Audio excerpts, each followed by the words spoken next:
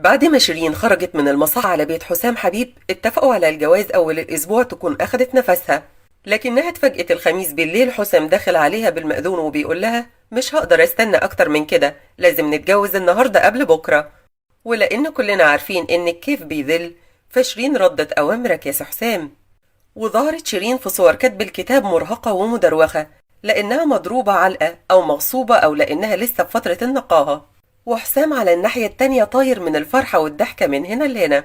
وده فتح الباب للتأويلات، شوية قالوا ده سحر لها، وناس قالت دي مغصوبة على الجوازة، ده غير اللي قالوا ماسك عليها ذلة. لكن شيرين نفت كل ده بلسانها في مكالمتها مع الإعلامي عمرو أديب وقالت: حقك عليا يا حسام، في كل اللي حصل أنا كنت غلطانة وما حافظتش على البيت. حسام يا أستاذ عمرو راجل شهم ومتربي وأخلاق وابن ناس طيبين قوي، وهو يا حبة عين اتعرض لظلم كتير من ناس ما تعرفش معدنه، وبقول لهم أرجوكم كفاية كلام على جوزي وحياتنا الخاصة.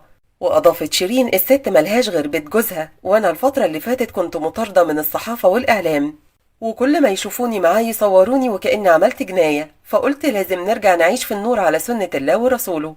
والصبح يطلع وهاخده وننزل نفطر على أحلى عربية فول وطعمية، وهنروح أغلى مطاعم وأفخم أوتيلات سوا.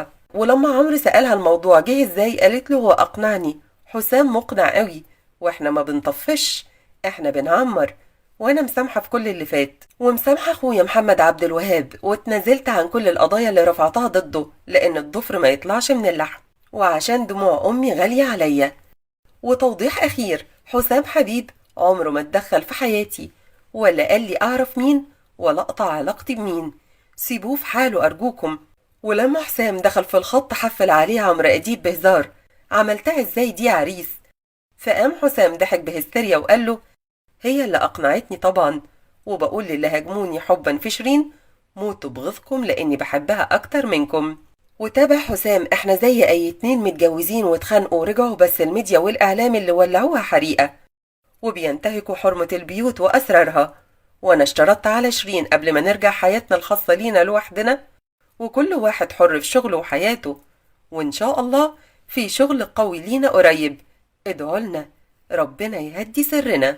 وربنا ده انا اتجوز الفيل ابو زلومه ما اتجوزه، اروح اتجوز قرد من جنينه الحيوانات ما اتجوزه. حبته عقربه مش لاقيه حته تنام فيها. انا بحبه، ده انسان قلبه اسود وبيغتاب كل الناس. انا كنت زي البدر لما عاشرته بقيت شبه حسن ابو السعود. دي علاقه سامه،